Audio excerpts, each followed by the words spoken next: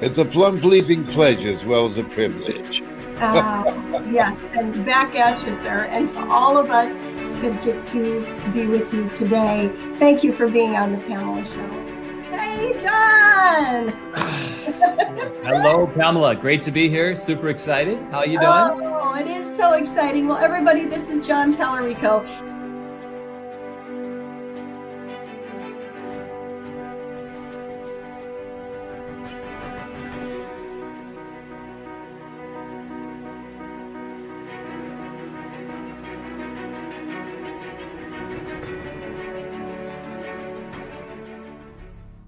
Hello, and welcome back to the Pamela Show, where we learn and we grow together.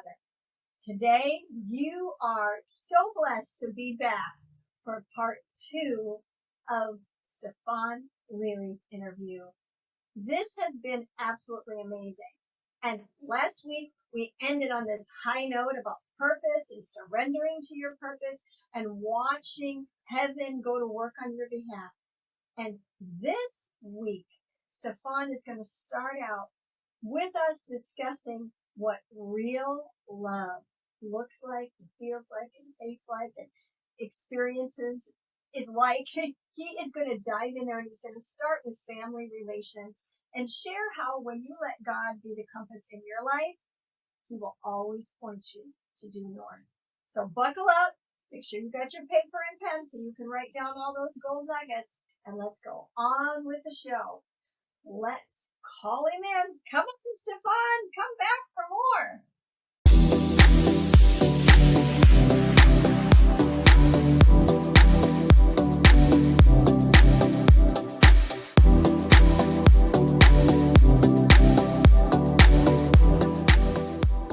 Your story is amazing. Would you share a little bit more about your family? When you said you were adopted by a white family and that you experienced love that you for the first time, and it was the love of God that you were experiencing. Tell us a little bit more about that family dynamic, because I know you said you're all intertwined and you're still connected. Just unpack that a little bit more for the people that are viewing, please. Well, first of all, I would just say that, the scripture says faith, hope, and love. Mm-hmm. The greatest of these is love. I believe that love changes things. Yes. And I cannot explain to people that the way this family loved, welcomed, and embraced me changed me in such a way that it was almost instant, like a snap of my finger that wiped away everything that I ever knew about race, diversity, social economics, all of those things that hinder us from what your motto is for your show. We can be better together. Yeah. They love me beyond the color of my skin. They love me beyond my economic background. I walked into their home with a little brown paper bag. That's all the clothes that I had. I had one pair of shoes on. And I never slept in the bed by myself. Growing up in a 2-bedroom apartment with 7 kids, you have the stackable, 3-level bunk beds. And we had 7 kids, so that 7th person had to either sleep on the floor or sleep with someone. So I never even had my own room or slept. Someone slept so bad you didn't sleep with them, or whatever. And so, I grew up sleeping on the floor, and I get to this house, and my brothers gave up their room for me. I had my own room, something that I just thought, wow. I bet. The unselfishness of this family that loved me. You see, in the small town in Louisiana where I grew up in, It's in central Louisiana, a small town called Bunkie. It has still plantations today that my grandparents and their parents worked at plantations. There's a railroad track that divided the whites and the blacks. And we were told to don't cross those tracks at night because if you do, you may not return. That's where I grew up. That's where my foundation of what race was all about. And it was like the love that this family showed me. It broke the curse of hatred, of diversity, of seeing a person and accepting them because of the color of their skin or their economic status. And it overwhelmed me with the compassion and an ability to love others the way that I have been loved. My dad is the man that poured into me the invention. He has inventions. It was almost like God gifted me with a family that gave me the things that I did not have in growing up. But what I love about what Les Brown says and what I say about greatness in you, I learned this quote that I think everyone could grab a hold to. And it is this: it's already in you. Yes. It's always been in you. Yes. You see, what I experienced brought it out of me, but it was always in me. What we have to do with each other is help bring out. That's what I mean, tap into. If you go to discover water, if you go to plant flowers, fruits, whatever, you got to tap into that ground. You got to break the hardness of the shell. You got to get to the place where there's a softness and a soil that we can plant seeds into that will flourish and grow into something great. That's why there is greatness in every single one of us. We got to get past the hardness of the ground. And some of our grounds are harder than others because some of us have stone on top of the ground, not just a hard ground because the season has hardened our hearts. If we can soften the hearts of men, if we can soften the hearts of each other through love and care, compassion, extending our hands to help one another, we will discover that there's not just greatness in everyone, but there's a love in everyone so that we can be better together. Bravo. Oh, that is so beautiful and so true. So I wrote a couple of notes here that 'cause I'm a note taker big time. So you said the power of surrender, that you learned the power of surrender and that you're wanting to impart to people the power of surrender. Now, that's not surrendering to bad things. That it was ultimately surrendering to the love of God in your life and to his plan. But then you said the unselfishness of your family that you met. They looked different than you. They lived different than you had previously, but their unselfishness, their love for you, that between those two things, your surrender and their unselfishness, I wrote down, it broke the curse. Yes. Like, is everybody hearing that today? Yeah. Are you hearing this? This is an example. This is a living example of how we break free from those things that, as Stephon has said, there's greatness in you. Those seeds of potential are there. How do you turn up that, get rid of those stones and turn up that soil and get it ready for the water and the sun and all of that kind of thing so that the seeds grow? He gave two key things here: surrender. Yes. And selflessness. Yes. They were selfless. They were unselfish in what they did. And that created the atmosphere. That's correct. Woo, that is powerful. The atmosphere is very key, right? Because not only it creates an atmosphere in a home, but it also creates an environment in our culture. Yes. You see, the beautiful thing about the seasons of life is that the seasons change, but there are things that grow in every season of life. That's called environment. Yes. You see, when you're placed in the right environment to grow, it doesn't matter the seasons of change because you were built to last in every season. Yes. The love that overwhelmed me, prepared me, and helped me get beyond the abuse that I had experienced, the neglect that I have experienced, the failures that I had experienced, those things that happen in our life that takes us through seasons of difficulty ultimately go away when we're in the right environment. It's so critical that we create an environment of love and care and kindness and compassion and unselfishness, because that environment helps us all get through every season of life. Yes. Even when it's difficult. Because Stephon Leary, as I said before, when COVID hit, I had to go back and visit 0 to 17. I was okay with Stephon Leary from 17 to 50.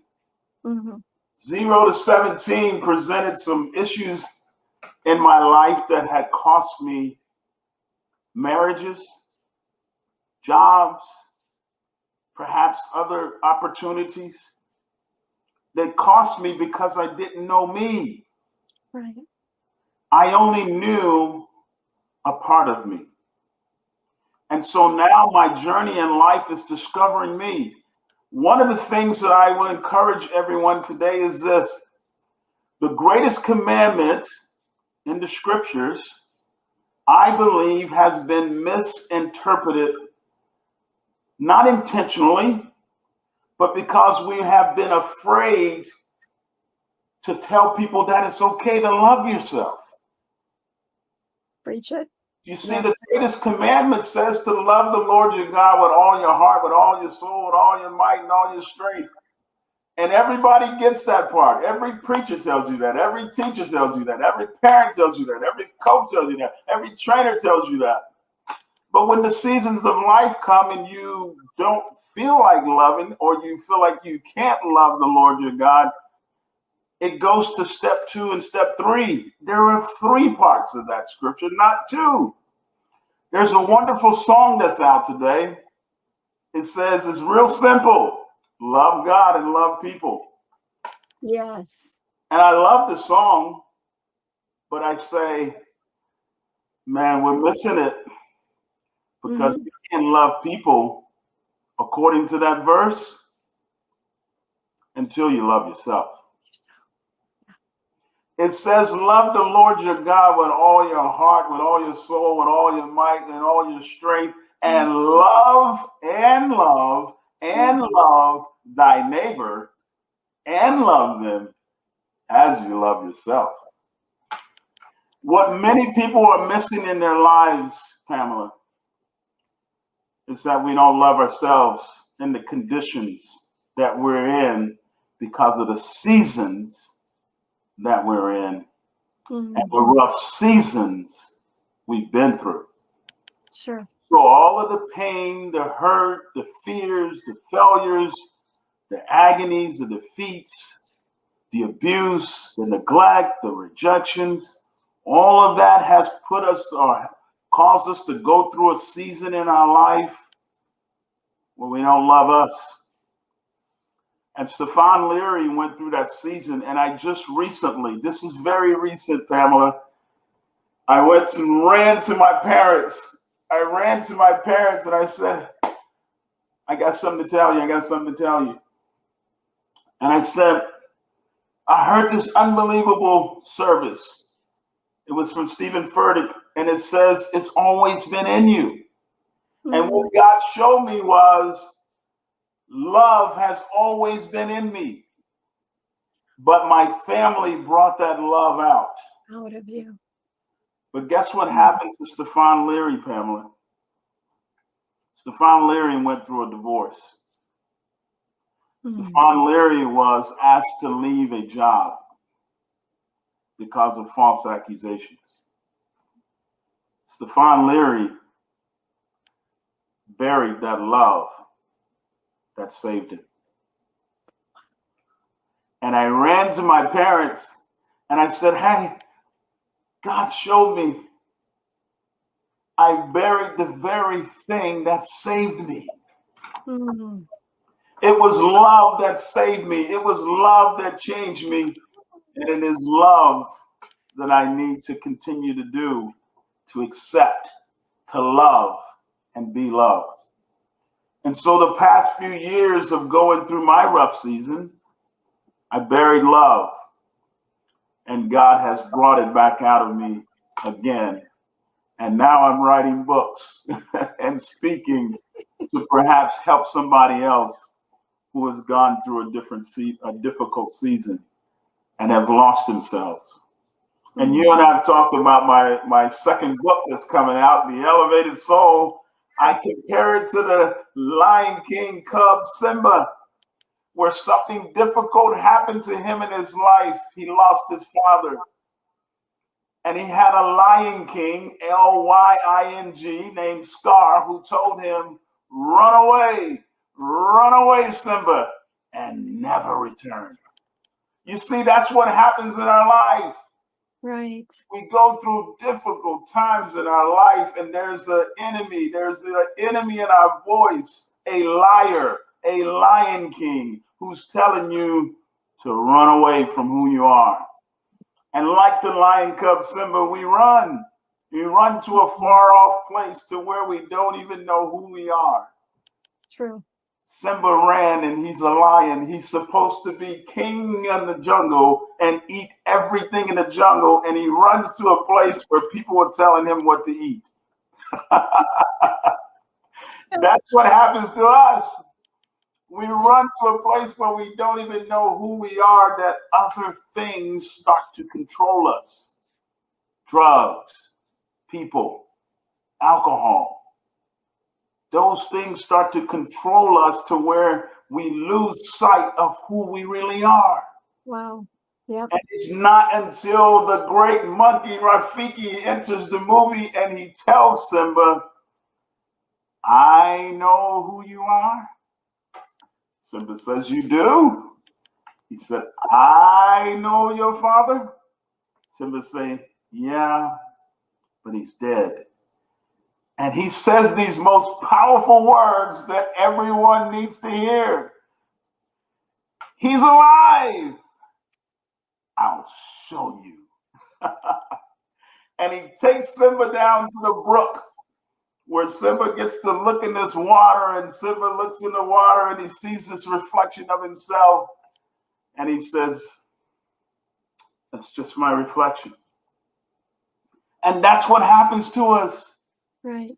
We run to a far off place that every day we wake up, we look in the mirror and we see this person that we're not happy with. It's just the same reflection of this depressed, discouraged, lost, hopeless person. And Rafiki says, no,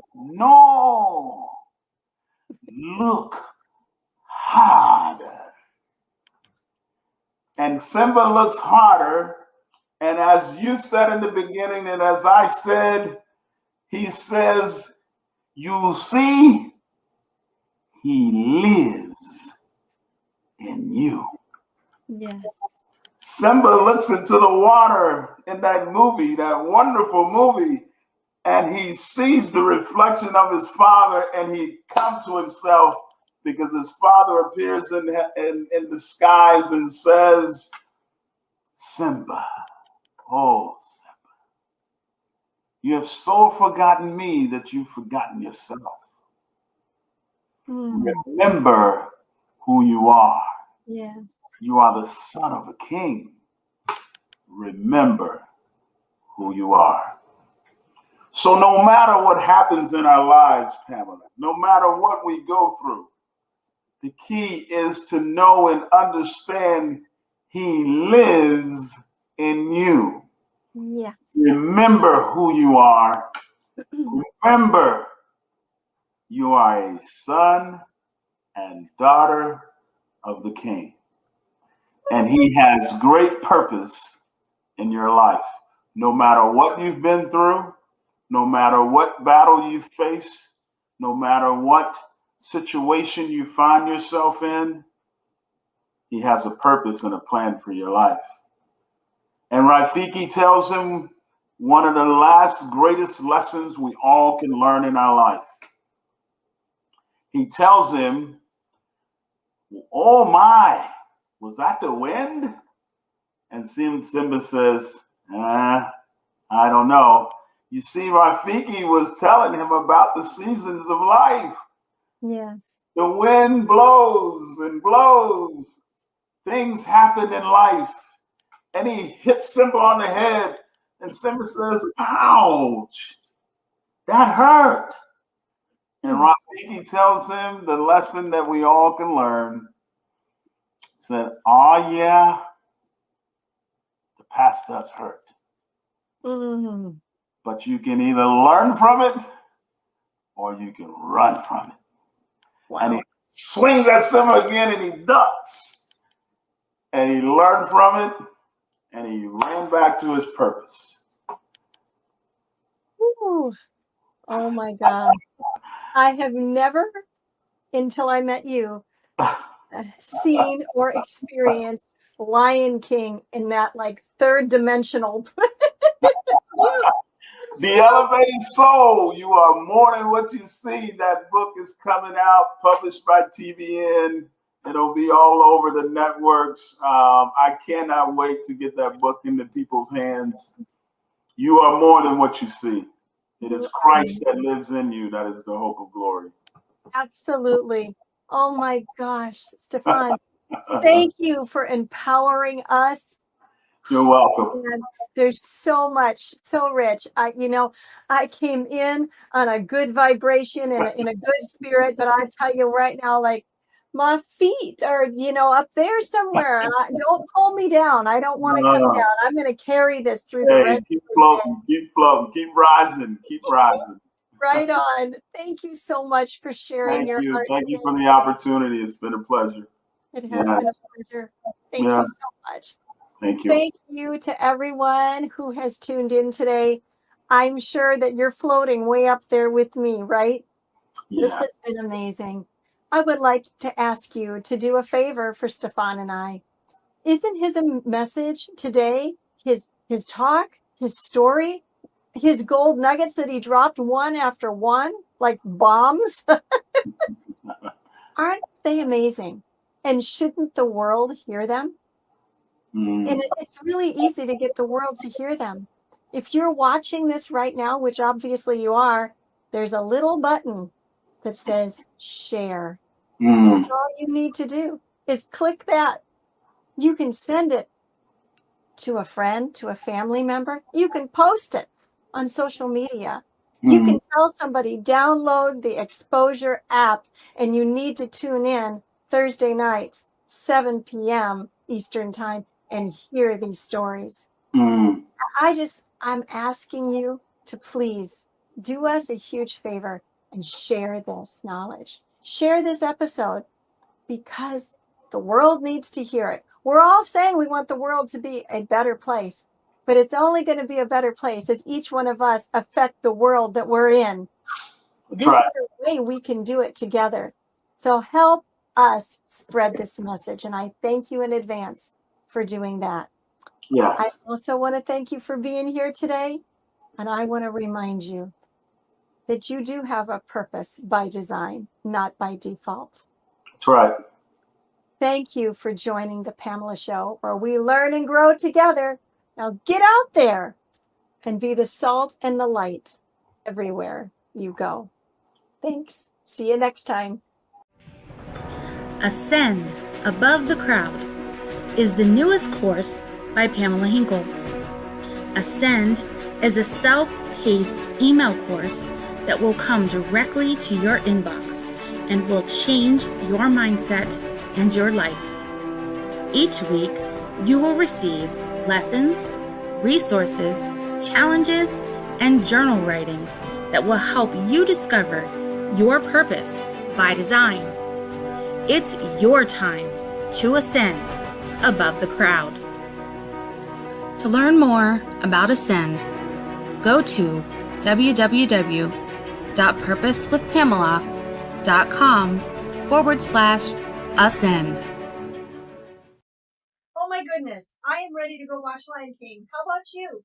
That movie will forever be something additional and changed in my life, and I am going to watch it tonight. Come and watch it with me, okay?